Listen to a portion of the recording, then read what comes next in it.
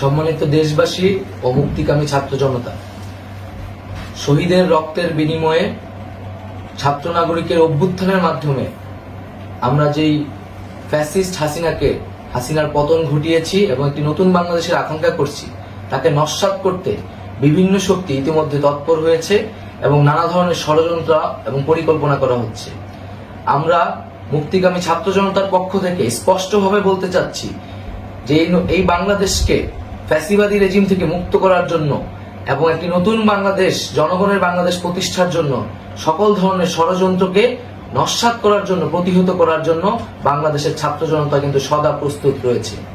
আমরা দেখতে পাচ্ছি নানান জায়গায় লুটপাট, সহিংসতা এবং সাম্প্রদায়িক হামলার মতো ন্যাক্কারজনক ঘটনা ঘটছে।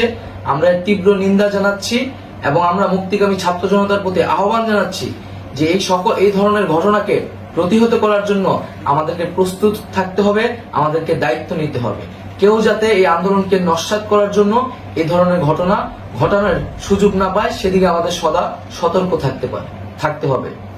আমরা আরো দেখতে পাচ্ছি যে রাষ্ট্রপতি গতকাল বলেছিলেন যে অনতিবিলম্বে তিনি জাতীয় সংসদ বিলুপ্ত করবেন, কিন্তু আমরা এখনো দেখছি যে একটি অভ্যুত্থানের পরেও এই ফ্যাসিস্ট হাসিনার জাতীয় সংসদ রয়ে গেছে।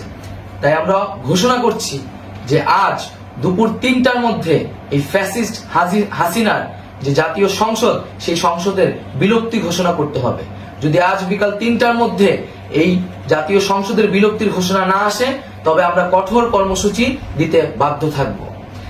এছাড়া বন্ধুগণ, সবার জন্য আমরা জানাচ্ছি যে আমাদের যে অন্তর্বর্তীকালীন সরকারের কথা আমরা বলেছি, সেই সরকারের প্রধান উপদেষ্টার নাম আমরা ইতিমধ্যে ঘোষণা করেছি এবং এই সরকারের অন্যান্য উপদেষ্টা সহ সামগ্রিক রূপরেখা আমাদের প্রস্তুত রয়েছে।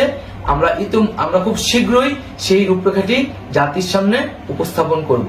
আমরা বাংলাদেশে স্থিতিশীলতা চাচ্ছি, সমাজে ন্যায় বিচার চাচ্ছি, সেজন্য কার্যকর পদক্ষেপ নিতে হবে এবং তার প্রথম পদক্ষেপটি হতে হবে এই জাতীয় সংসদ ভেঙে দেওয়া।